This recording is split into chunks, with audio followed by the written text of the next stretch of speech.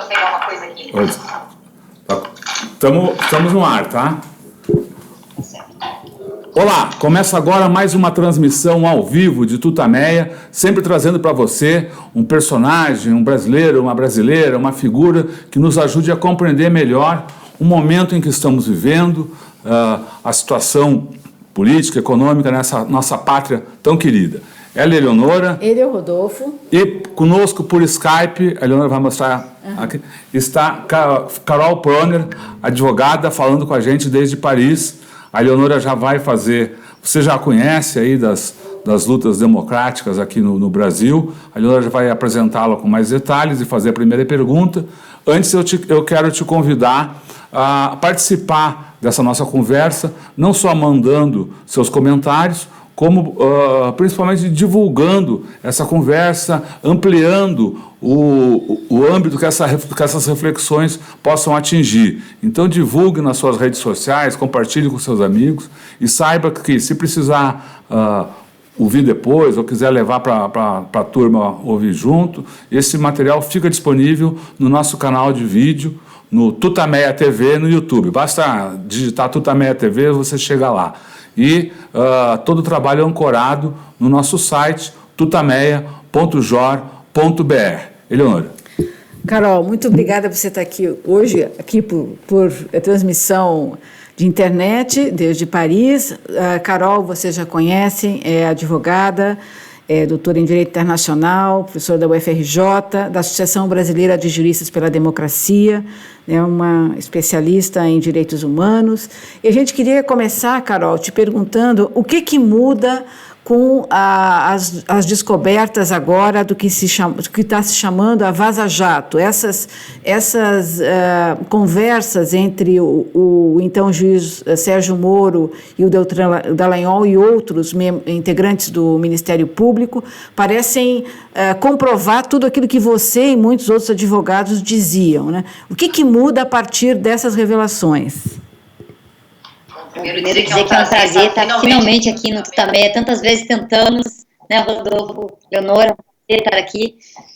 E quero cumprimentar todos que estão nos assistindo. É um momento especial, realmente importante. Eu, desde que cheguei em Paris, eu vim, em parte do tempo eu vim a trabalho. A gente não consegue se desligar, infelizmente. Às vezes esqueço que eu estou viajando, porque as notícias do Brasil são sempre mais importantes, né? Está em risco, está em jogo. Todos os dias nós temos a sensação de que, além de tudo pode acontecer, também está em jogo o nosso futuro jurídico, nosso marco normativo em relação à proteção de direitos fundamentais, direitos humanos, etc. Então, de fato, mais uma vez estamos naquele ponto de naquela encruzilhada em que podemos seguir um caminho democrático ou então, mais uma vez, sofrer retrocessos nas conquistas que tanto nos foi cara.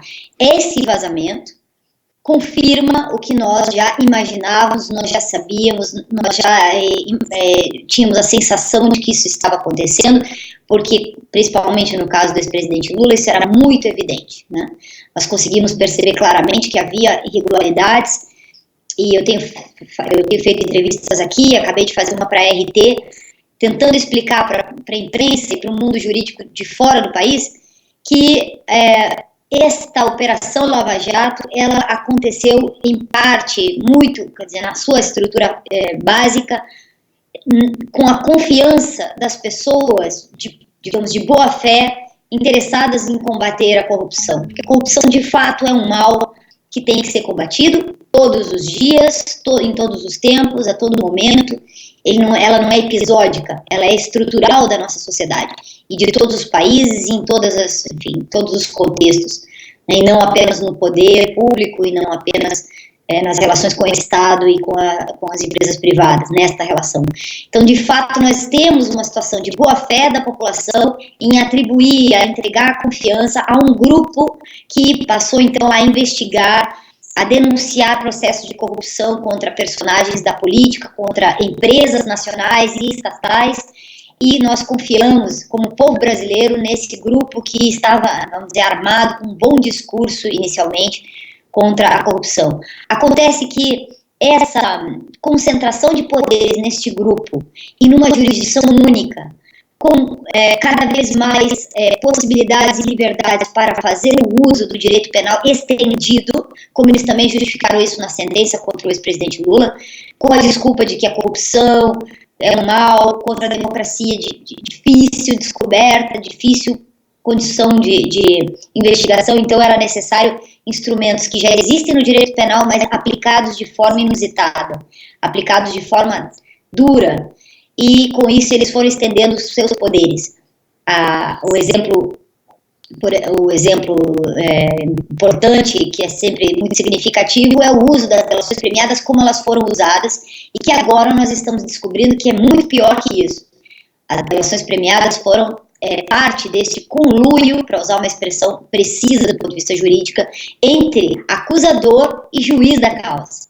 Então é muito grave, né? Isso em qualquer sistema jurídico, vocês podem me interromper, tá? Porque eu vou falando no raciocínio jurídico, mas em qualquer sistema jurídico, em qualquer tradição jurídica, o juiz natural, tanto quanto a presunção de inocência, são estruturas principiológicas basilares, primárias, elementares de qualquer sistema jurídico democrático.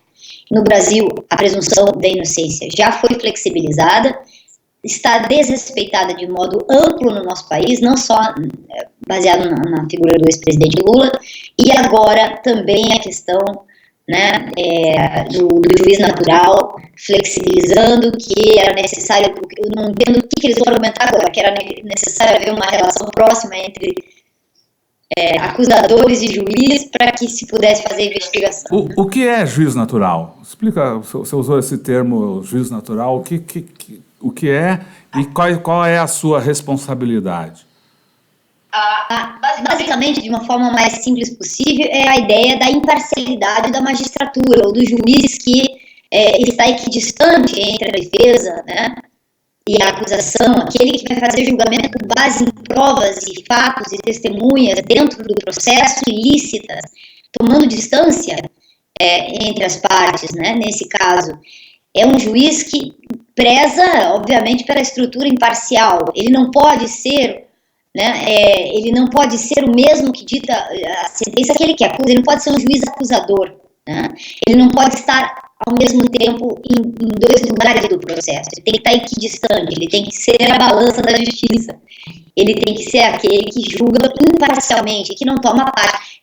Usa-se muito a metáfora do futebol, eu vi algumas pessoas utilizando, é como se um juiz tomasse lado de um dos times em campo e ainda oferecesse conselhos, sugerisse estratégias, substituição de jogadores, para que um dos times tivesse informações privilegiadas, digamos, né? Ou que tivesse também o juiz ao seu lado. A partida fica bastante desequilibrada se o juiz for contribuir com um dos times da partida, né?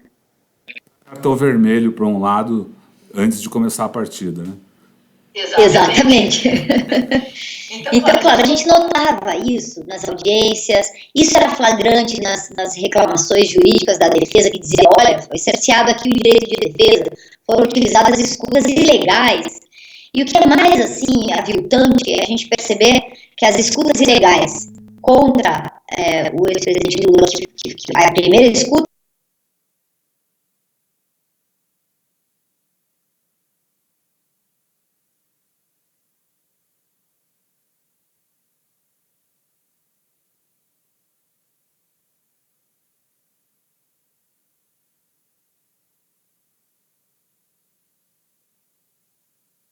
A Carol Proner está falando conosco desde Paris, estamos reconectando aqui. Ela está descrevendo o processo contra o presidente Lula e mostrando como o que está sendo dito, o que está sendo mostrado nessas gravações. Oi. Indicam... Desculpe. Espera aí. Oi, bom, Leonora termina só aí? Espera aí, vamos ver, vamos reconectar aqui, espera aí. Aqui não... Eu vou ter que fazer novamente, eu acho, aqui. Só um minutinho. Só um pouquinho.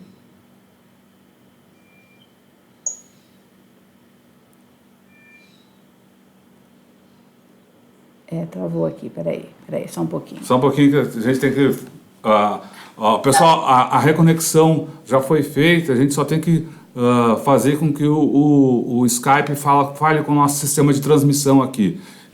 Enquanto isso, a gente vai lembrando que estamos aqui conversando com a advogada Carol Proner, que está nos fazendo comentários sobre o caso Vaza Jato. Né?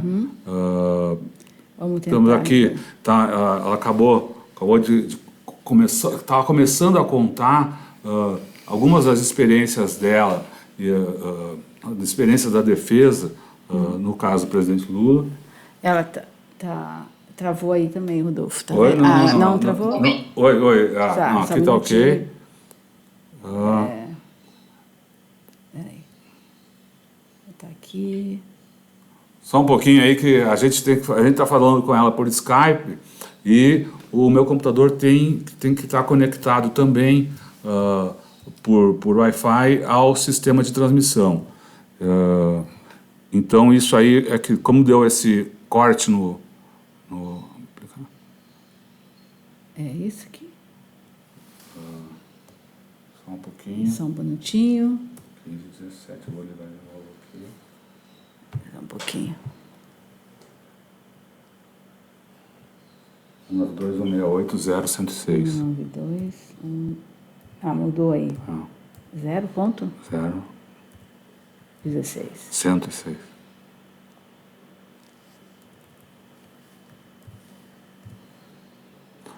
Só um instante. Vamos ver. Tudo bem, ótimo. Não deu? Não.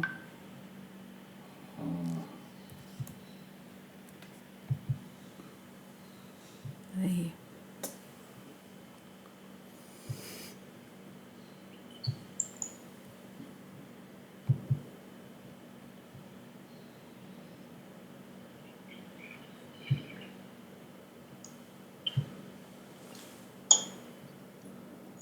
Desativado aqui, tá vendo?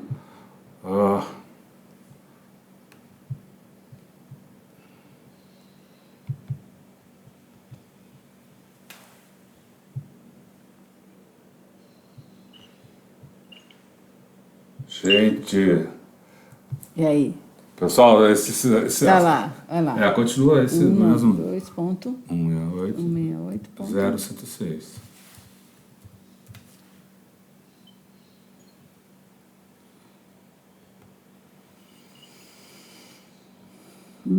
Tá vendo? Não. O que a gente pode fazer é botar a câmera aí no teu terminal, talvez. Tá bom. Vamos tentar assim? A gente não está conseguindo fazer a... Vamos ver aqui, vamos tentar novamente. Diga, Rodolfo. Não, o que está acontecendo aqui? Vou desligar de... Carol, vou desligar de novo e vou fazer a nova ligação, ok? Tá certo. Mas o IP...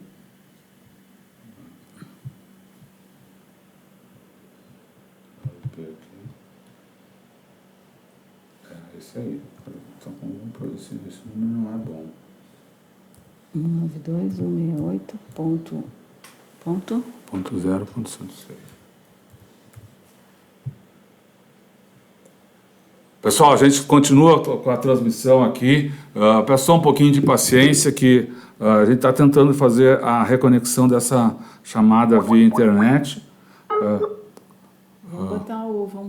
A gente vai fazer de outra forma para não se perder. Nós vamos botar o microfone aqui direto, a câmera... Tem outra câmera? Então... Acho que não vai dar, hein? Vamos ver. Vamos ver. Aí. Entendeu? Então, nós estamos fazendo o seguinte. Eu não estou conseguindo fazer a conexão direta da câmera do Skype com o sistema de transmissão. Eu estou colocando a minha câmera aqui no meu computador. Tá. E a Carol, podemos recomeçar. Oi, Carol, tudo bem? Alô? Tudo bem. Tá bom? Vamos lá. Então, você estava falando, então, do juiz quer dizer, qual é a função do juiz, que ele deve ser um magistrado e estar equidistante das partes, garantir, né, a independência da magistratura, e que, ao longo do processo contra o presidente Lula, vocês, a defesa, notaram várias vezes que havia algo estranho. Nesse sentido, esses preceitos não estavam sendo cumpridos, é isso? Isso, havia um acúmulo de desrespeito, um acúmulo de violação das garantias vamos dizer, da defesa, do acusado, em todos os níveis. Isso era crescente, a ponto da violação de uma forma assim transversal, a presunção de inocência. A presunção de inocência não é violada só quando o Supremo Tribunal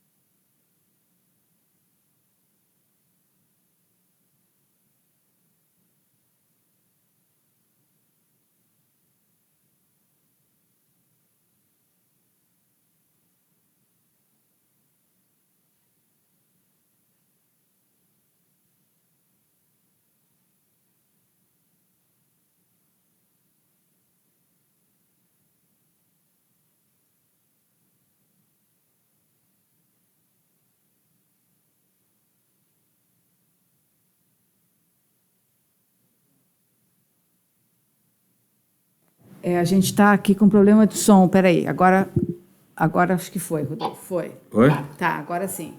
Então, você pode falar para a gente essa questão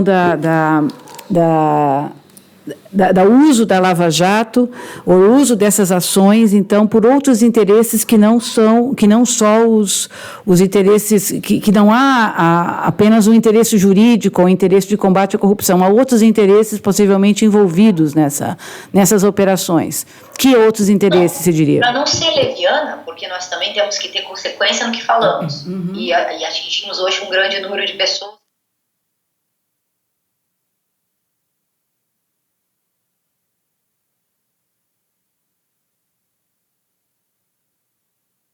Tem um sentido, né?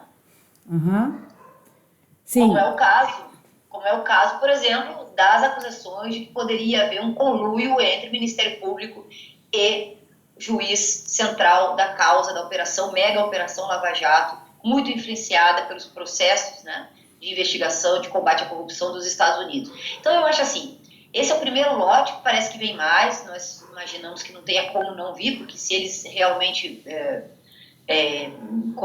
tem informações que provêm desse Telegram, desses procuradores, deve ter muito mais coisa, porque isso só é o começo. O que nós temos neste primeiro lote é a confirmação não negada por estas pessoas, portanto confirmadas, porque eles não negaram, eles dizem que talvez tenham ficado fora de contexto, mas não negam a existência nem a realidade, nem a verdade destas denúncias, né? Desses vazamentos. É a confirmação da conexão, da proximidade, da inadequação entre juiz e acusação. Isso faz com que, em qualquer lugar do mundo, seja considerado um processo nulo, um processo que tem que ser anulado. Qual processo tem que ser anulado? Todos eles, como um todo, mas no sentido de todo aquele em que teve como, atuando em conjunto, este juiz e estes procuradores. Se eu sou advogada de qualquer um desses casos, seja mais ou menos incriminado o meu cliente, seja ele... Isso é uma coisa lamentável também, porque o combate à corrupção é importante. Todo mundo que teve como juiz este juiz e esse conjunto de procuradores também terá dúvidas sobre como se deu, sobre a lisura, sobre a normalidade de um processo que não respeita o juiz natural, a imparcialidade do juízo. Então, o processo contra o presidente Lula e vários outros da Lava Jato que foram julgados pelo juiz Moro deveriam ser anulados imediatamente. Como é que é esse processo de anulação? E quem é que faz isso? Isso é uma coisa do Supremo? Como é que seria realizado isso? Na verdade, eu vou falar mais do presidente Lula, que é o caso que mais nos interessa, nesse sentido das suas consequências políticas e sociais e democráticas para o país, para a gente não confundir, porque cada um dos processos estão em diferentes fases, tem diferentes advogados, diferentes estratégias, e, portanto, são instâncias também diferentes, mas, obviamente, que todas as bancas, todos os advogados vão pedir, com base na comprovação, né, desse desvio funcional, sem contar outros crimes que podem decorrer disso aí, como estão sendo estudados pelos conselheiros da OAB ontem, né, como tem sido ditos, como vão ser estudados pelo Conselho Nacional do Ministério Público, todos esses desvios funcionais que acarretam em crime, portanto, eu, se fosse advogado de qualquer um dos meus clientes que são réus na Lava Jato, eu também teria essa conduta de pôr em xeque, porque eles mesmos puseram em xeque a sua condição funcional. Com o ex-presidente Lula, é mais grave ainda, porque todo o abuso contra ele é muito maior. É gravíssimo, é contra ele, é contra o que ele representa. É contra ele e contra as eleições de 2018, portanto, contra todas nós, porque foi a eleição que possibilitou, pela ausência do ex-presidente Lula, a vitória do Jair Bolsonaro. Segundo todas as pesquisas de opinião, o ex-presidente Lula está no primeiro lugar. Ele teve sua imagem comprometida, foi considerado um corrupto, né, um lavador de dinheiro, ele teve toda essa pecha, não, de criminoso, de corrupto transnacional, sistêmico, essa pecha de grande criminoso, todo o tempo, durante todas as fases do processo, com muita pouca amplitude para poder se defender. Foi impedido de concorrer, foi impedido de exercer seus direitos políticos, inclusive depois de uma decisão condenatória ou obrigatória para o Brasil, com a decisão de um comitê do qual o Brasil faz parte e aceitou a jurisdição. Portanto, nós temos aí uma situação que comprometeu a nossa democracia em 2018, comprometeu as eleições, comprometeu todo o nosso futuro democrático, nosso futuro político. E isso decorre de uma coisa que acabamos de saber.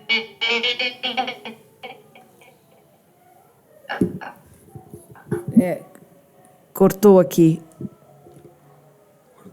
Cortou. Carol, cortou a transmissão. Conexão perdida. Vamos tentar novamente. Oi. Oi. Já voltou. Voltou.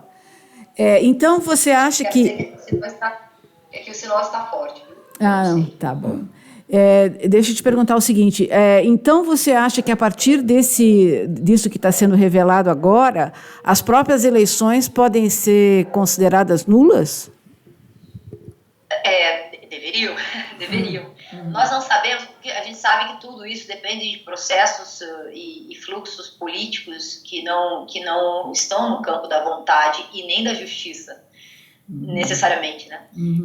Hoje, por exemplo, nós temos parece que já deveria ter começado, daqui eu não tenho informações sobre a pauta de hoje, mas já deveria ter começado a sessão de turma no Supremo Tribunal Federal, que poderia vir a julgar um habeas corpus que teria sido liberado ontem pelo ministro Gilmar Mendes. Essa informação que eu tenho até pouco tempo atrás.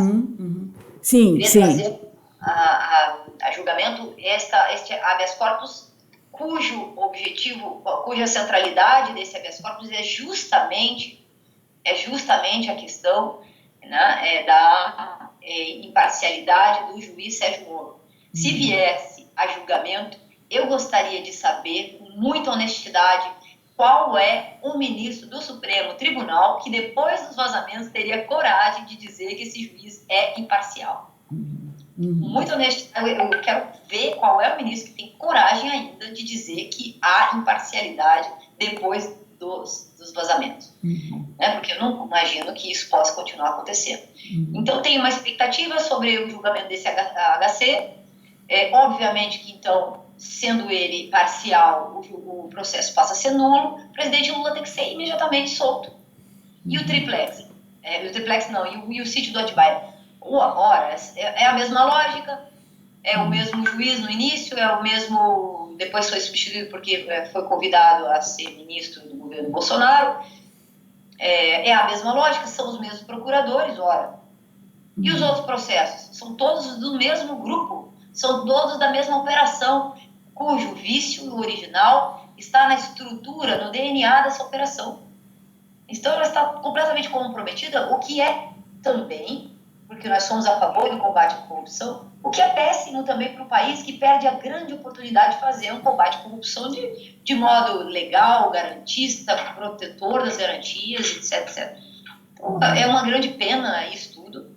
É lamentável que o ex-presidente ainda esteja nessa situação vexatória para a justiça brasileira. A justiça brasileira está comprometida na sua imagem, está comprometida no seu papel, na sua capacidade de fazer justiça. Todo mundo percebe isso, todas as associações minimamente sérias no mundo do direito estão se pronunciando. OAB, IAB, Associação Brasileira de Juristas pela Democracia, que é recente, mas tem aí 2.000 filiados e já está tentando aí chamar atenção, servindo muitas vezes de esteio para outras iniciativas jurídicas que defendem a democracia, grupos importantes, como é o caso do Prerrogativas, que tem feito iniciativas também muito importantes, a Frente de Juristas pela Democracia, que continua existindo no campo jurídico-político, todas as associações sérias, a importantíssima Associação dos Juízes pela Democracia, a Associação Latino-Americana de Juízes pela Democracia, não sei exatamente o acrônimo como dessa associação latino-americana que foi visitar agora o Papa Francisco recentemente, ou seja, qualquer associação, né, com características minimamente... Basta ser garantista, legalista, protetor da legalidade da Constituição para reconhecer que tudo isso acabou sendo, infelizmente, uma grande farsa conluio que compromete de forma impossível de ser, vamos dizer, salvaguardada toda essa operação. Não somente, o Lula é uma consequência, é a mais importante, é a consequência política, social, mais importante porque, como eu disse, afetou já o nosso futuro político. Né? Já estamos aí nessas condições lamentáveis e deprimentes de governo, justamente porque foi possibilitado por essa operação, entre outras coisas, mas também muito pela funcionalidade da Operação Lava Jato, de fazer o que a gente tem denunciado, né? Guerras jurídicas, né? Guerras híbridas, utilizando o direito como uma arma, né?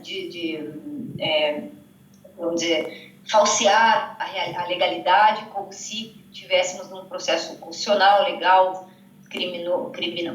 processual criminal, para chegar a um objetivo que na verdade é político, é econômico, sei lá. Quer dizer, essa farsa, esse conluio, como você está falando que está sendo a Lava Jato, esse comportamento é um comportamento criminoso, né? Que crimes o juiz e o Ministério Público podem ter cometido nesse caso? Quais são os crimes? Eles deveriam ser punidos por que crimes? Eles utilizaram provas ilícitas, desvio funcional, prevaricação, utilização, portanto, da função para obter outros objetivos, benefícios e interesses de outra natureza. Quando a gente vê ainda não apareceram muitas das informações que tem para aparecer, né? Mas, por exemplo, até que ponto esse conluio não funcionou também para fornecimento de provas para esses escritórios internacionais, a Comissão de Valores Imobiliários dos Estados Unidos, que depois montou as ações contra a Petrobras? Quantas dessas informações foram enviadas por arquivos, por e-mails, sei lá como, por malotes, contra a nossa Petrobras, contra a imagem da empresa estatal, para esses agentes do Departamento de Justiça dos Estados Unidos e de outros países, não se sabe se só dos Estados Unidos?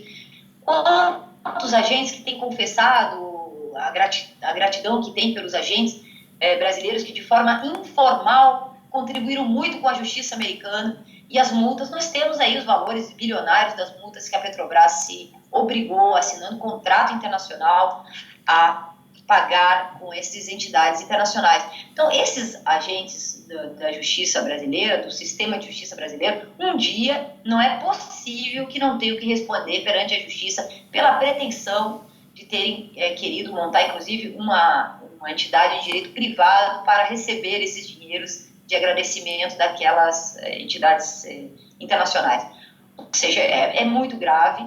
O Brasil já está passando um momento extremamente delicado e ainda nós temos que ver os responsáveis desse caos continuam em funções. Eu não gosto da expressão de que eles são garotos, eles são pessoas, eles não são meninos, né? A impressão que dá é que quando se chamam de meninos é que eles são jovens. Não, eles não são jovens, nem sei quantos anos tem essas pessoas, mas eles estão cometendo graves crimes contra o patrimônio nacional, contra a pátria, né, o lesa pátria, porque eles estão lesando sim os interesses do Brasil, dentro e fora do país, e precisam sim responder pelos crimes cometidos. Espero que um dia a gente tenha força institucional suficiente para responsabilizá-los com todas as garantias, a garantia da ampla defesa, devido ao processo legal, mas que eles venham a responder pelos crimes que cometeram, crimes funcionais, no exercício da função, eles não poderiam ter cometido. Carol, ontem hoje o ministro Sérgio Moro, ele minimizou a importância desses vazamentos. Disse que, quanto ao conteúdo, não tinha visto nada demais no material que foi vazado. O que você acha disso? Bom, na lógica que prevalece hoje, né, que é a lógica da mentira, do cinismo, etc., não me surpreende que ele tenha minimizado a importância, até uma lógica defensiva. Vem mais coisas pela frente, ele não negou, portanto, parece que vem áudios, vem também vídeos, vem toda uma série de coisas, então ele está se precavendo, não disse que era mentira, mas disse que isso não era grave. Outros personagens políticos aí da história brasileira também disseram que era uma tempestade num copo d'água, né? É uma pena que, num momento tão importante como esse, que o Brasil poderia demonstrar sua seriedade quanto à legalidade e aos processos, tenha gente que ainda diga que é uma tempestade num copo d'água. Não é muito grave. Agora, não podemos minimizar que ele ainda é o ministro da Justiça. Ele está movendo aí 4 ações, tentando enquadrar essa história toda, principalmente a última da Polícia Federal que foi aberta, falando em cybercrime, que isso é criminoso, etc., tentando minimizar a importância desses vazamentos frente ao crime, né, de hackers ou coisas assim. Essas teses são muito...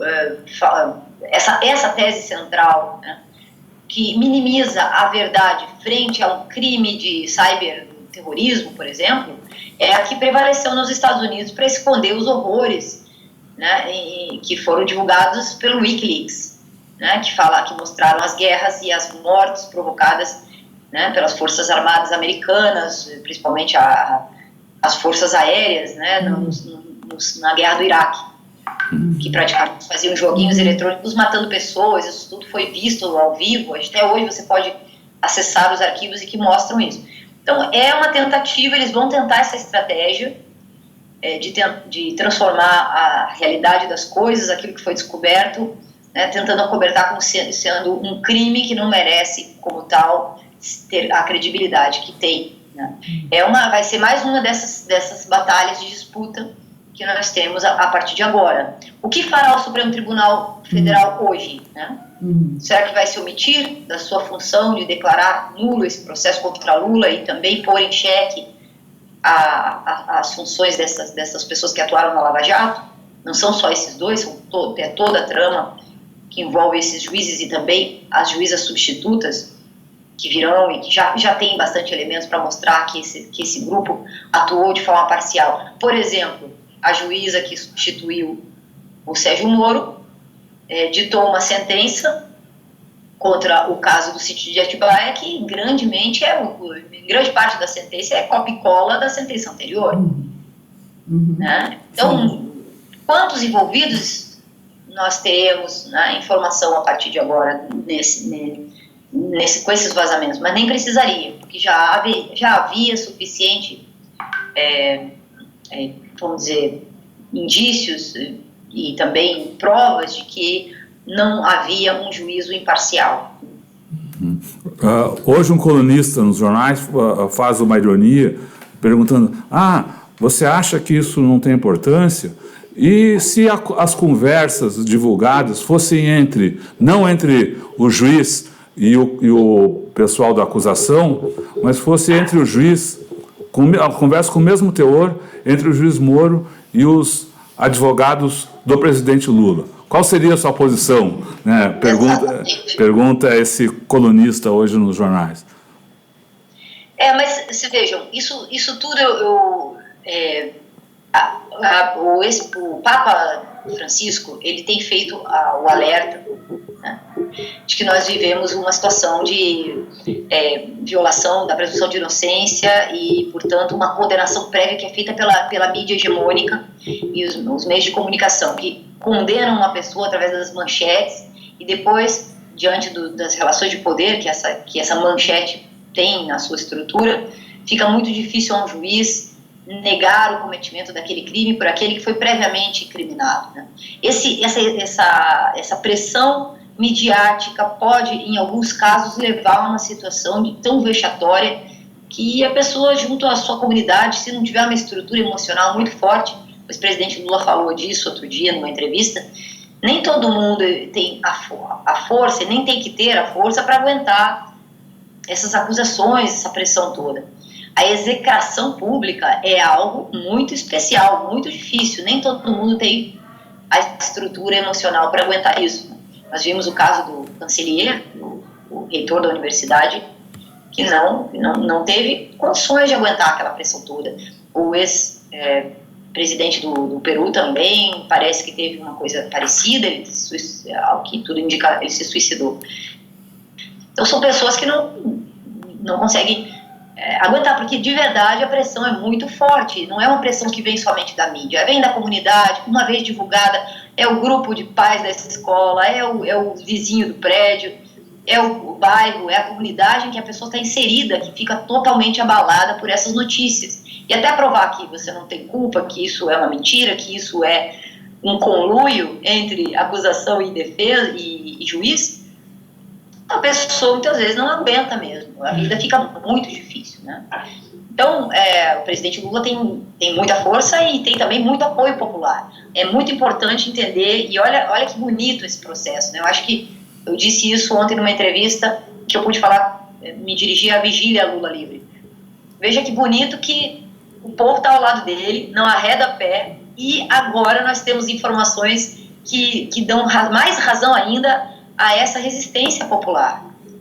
Isso é muito bonito, porque agora vai ficar muito feio para o Poder Judiciário, pelo Supremo Tribunal Federal, se continuar se omitindo, se continuar postergando uma decisão. O povo todo já sabe, e agora tem provas para se posicionar dessa forma. Então, é bonito de ver. Tem um lado aí de fortalecimento das razões, da dignidade dessa luta popular, para a greve do dia 14 e para tudo que, entre outras coisas, o Lula também motiva. E, entre outras forças, o Lula é uma força motora, motriz dessa resistência popular. Então, é muito bonito ver. Então, eu acho que esses vazamentos são extremamente importantes, são positivos, né, mas eles mostram o preço, né, o risco de uma democracia, que uma democracia corre quando o povo é enganado pelas fake news, pelo uso perverso do direito, né, quando acreditava que o que se fazia era para combater a corrupção, né. E, claro, isso é muito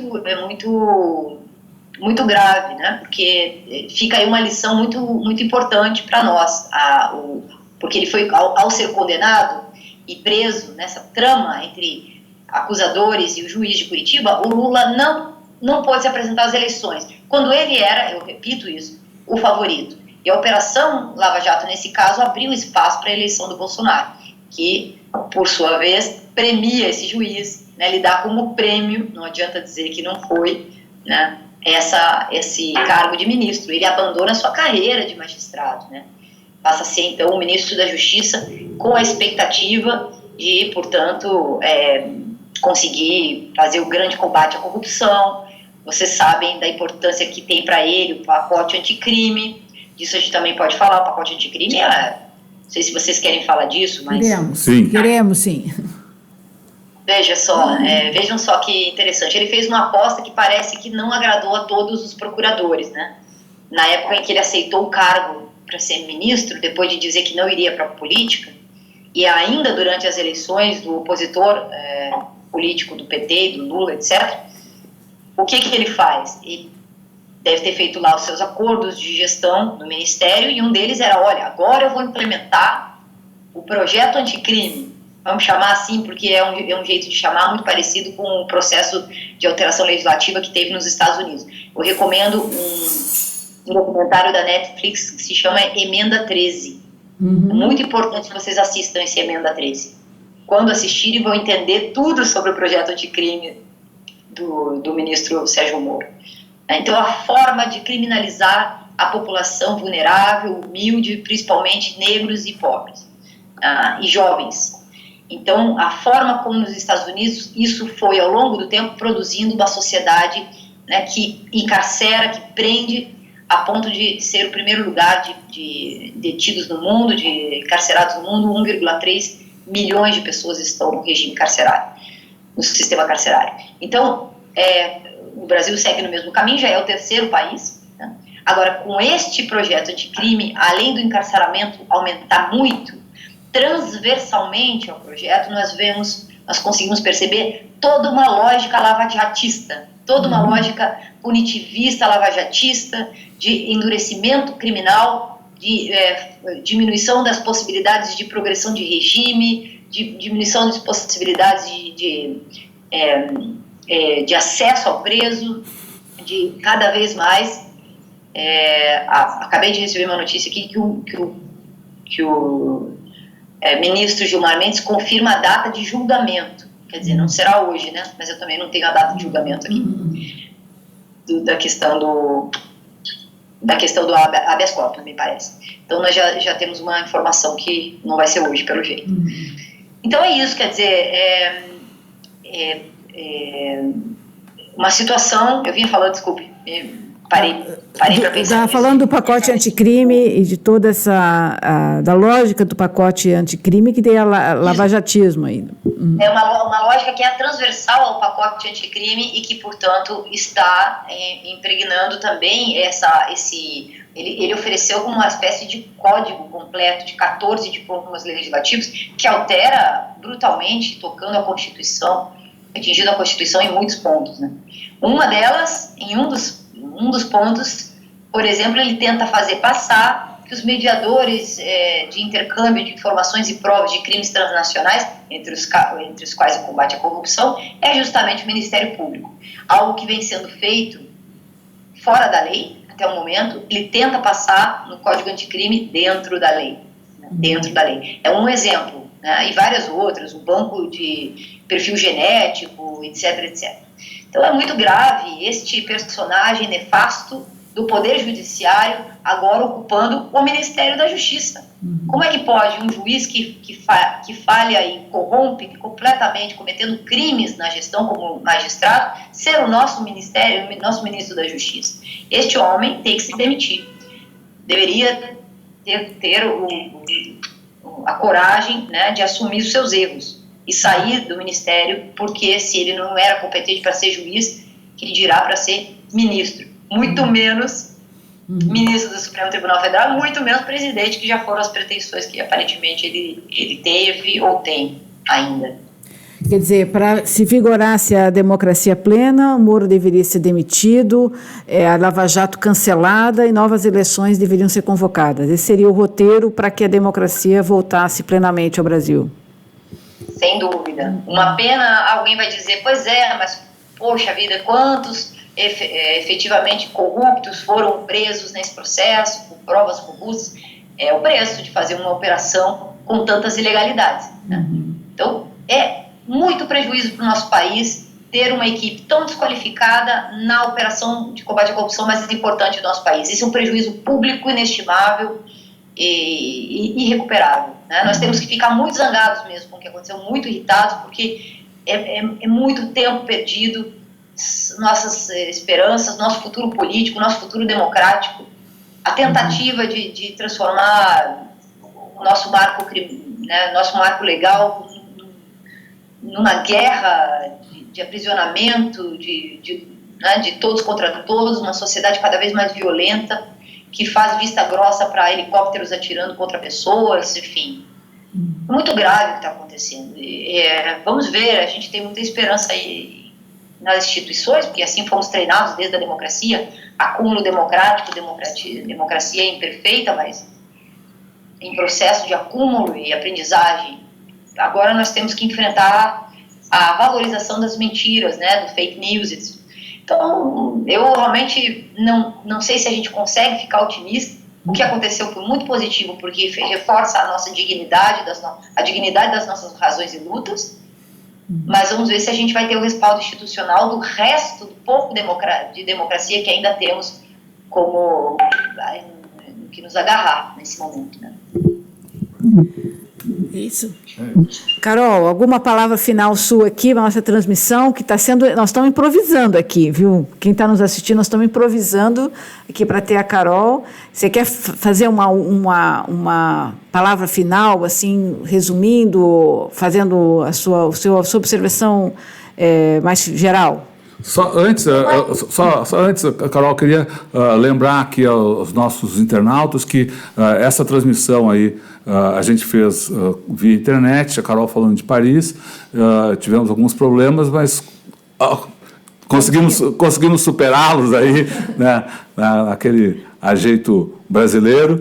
E eu queria te convidar para divulgar, compartilhar todo esse trabalho. Carol. Eu ia dizer isso, acho que nós temos que ficar atentos aos próximos passos, acompanhar o comportamento das instituições. Eu acho que do ponto de vista do direito, a posição da OAB é digna de, sim, né, de elogios. Você quer falar um pouquinho OAB. Só um pouquinho. Então, só para rememorar, o que disse a OAB, só para quem não acompanhou? A OAB recomenda que eles sejam afastados das funções. Né? Os envolvidos na operação que revelando essa confusão funcional. Né?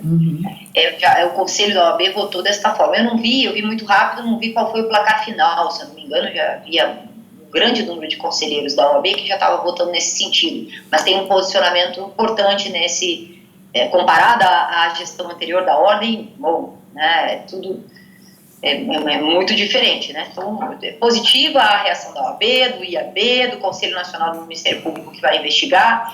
É importante que a Procuradoria-Geral da República continue investigando aquele contrato da Lava Jato de Curitiba com a Petrobras, que é um verdadeiro, aquilo é criminoso, homologada pela juíza substituta, Luísa Jumoro, eu esqueci o nome dela. Hart, né?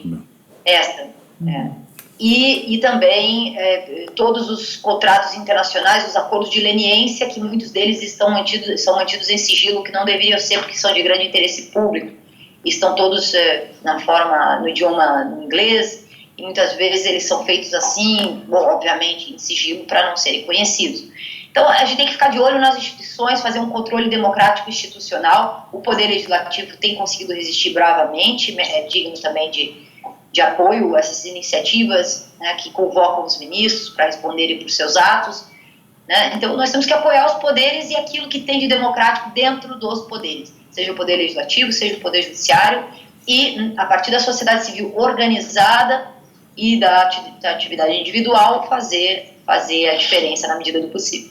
Boa. Isso. Muito obrigada, Carol. Muito obrigada pela entrevista aqui. Agradeço vocês. Um grande abraço. Um grande abraço. Tchau. Bom, agora vamos voltar. Vamos fazer nós aqui, comentar um pouco, né? Vamos voltar aqui. A câmera, baixou. Aqui. A gente continua aqui, só para lembrar. Opa, Eleonora, tá um pouco. Tá aqui, pronto. Aqui. A gente teve um monte de problema, né, pessoal? Vocês viram aí que caiu a ligação, a gente teve que improvisar, mas a gente continuou aqui para trazer a visão da Carol Proner, que eu acho que é uma pessoa que acompanha em profundidade aí esse processo da Lava Jato e as condenações do presidente Lula. Ela disse que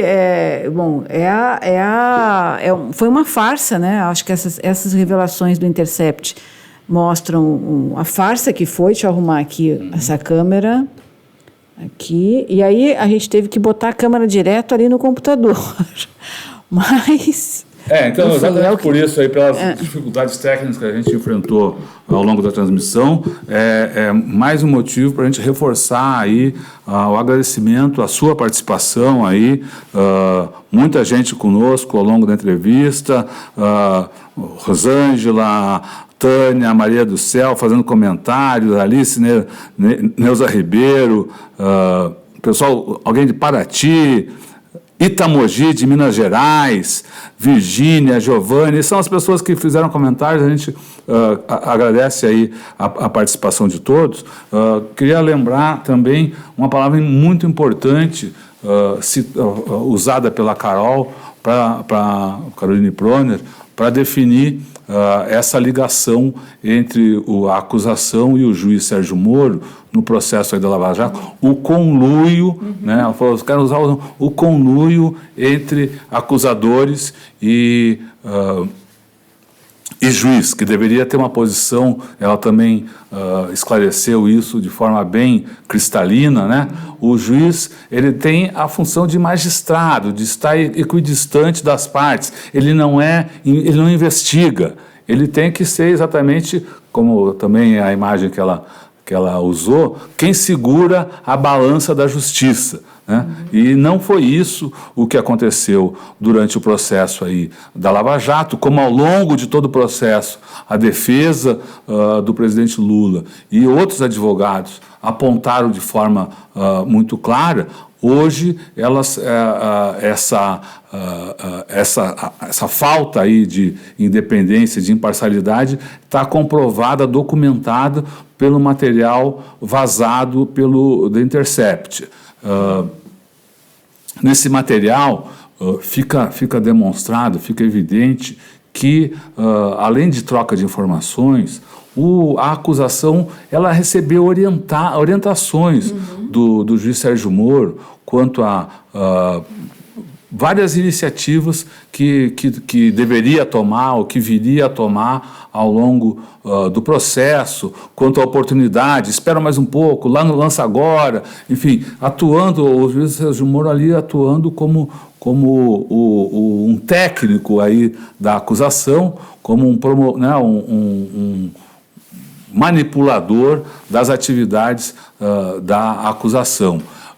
Vários juízes, juristas, hoje ouvimos a Carol, mas vários juristas já se manifestaram sobre isso, apontando crime, apontando corrupção, porque corrupção não é só aí a troca de dinheiro, corrupção é quando o cara ofende, né, as suas funções, ele age ao arrepio das suas funções, age ao arrepio da lei, como bem definiu o presidente da Associação aí de Juristas pela Democracia, né? Enfim, nós estamos nessa essa situação, vem mais. Eu queria comentar uma outra coisa aí, ali do caso da Carol. Eu estou acompanhando as redes sociais, muita gente compartilhando trechos das conversas vazadas, memezinhos com as conversas. Eu não sei, cada um faz o que quer, né? Mas eu acho que isso... e nem sempre esses memes, esses trechos são verdadeiros, né? Eu acho que isso aí acaba cumprindo um papel, apesar o pessoal pode se divertir, mas acaba cumprindo um papel de enfraquecer as denúncias aí do Intercept, como se misturasse, como se fosse tudo a mesma coisa. Então, a minha sugestão, para quem quiser compartilhar efetivamente trechos aí das conversas vazadas, que vá à fonte original, né, e copie de lá, né? Não encaminhe sem conferir. A fonte original é o The Intercept Brasil, os caras estão com o material muito didático, muito claro, mostrando toda a extensão. Aliás, não estão mostrando toda a extensão. Está faltando muita coisa. Já informaram que há mais a vir à tona, né? E eles também lá, para quem tem qualquer dúvida quanto à legalidade, à legitimidade e quanto à irregularidade das acusações ao Intercept, eles também já retrucam aos argumentos apresentados aí pelo hoje ministro Sérgio Moro, né? Mais de Carol, da entrevista de Carol hoje. Eu acho que o que ela disse é que, bom, se as instituições democráticas estão funcionando, se há democracia no país, o que deveria acontecer era o juiz Moro sair do ministério, né, se demitir, né, renunciar ou ser demitido, né, e esse processo todo ser anulado, né, esse processo todo ser anulado porque ele está comprovadamente agora demonstrado que o processo está viciado, está fraudado, que não houve um juiz imparcial nesse processo, né, que acusação e julgamento, né, julgador e acusador atuaram de forma combinada, né, inviabilizando um processo como deve ser, como diz a Constituição que deve ser. Quer dizer, o processo judicial tem que ser imparcial, ouvir todas as partes, e o juiz não pode tomar lado, né, durante o processo.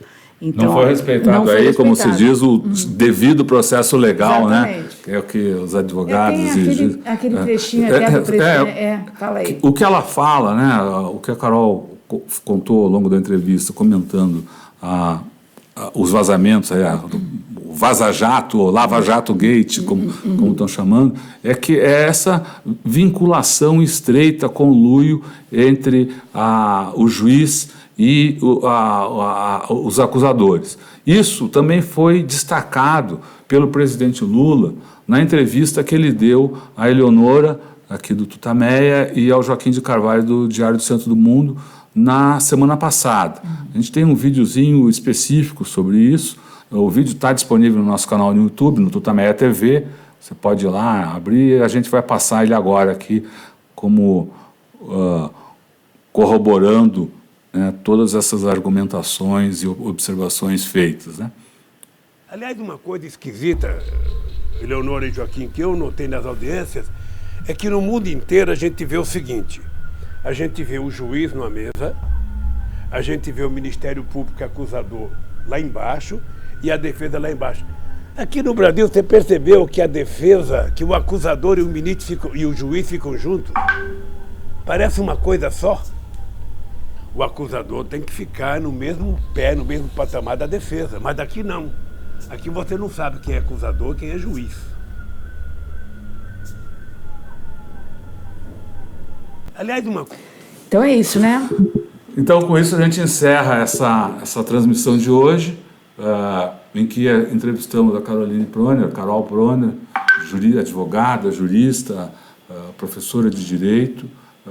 Desde Paris, ela comentou a repercussão internacional do vazamento das conversas entre a acusação e o então juiz Sérgio Moro, né, e apontando as irregularidades desse conluio, a ilegalidade disso, e apontando que, se fosse respeitada o direito brasileiro e a praxe do direito internacional, todos os envolvidos deveriam ser afastados de seus cargos, para que fossem feitas as investigações e comprovado o crime, que é um crime isso, né? Comprovado o crime, os processos deveriam ser anulados e até mesmo novas eleições convocadas no Brasil. Leonora? É isso aí, pessoal. Até depois. Tchau. Tchau.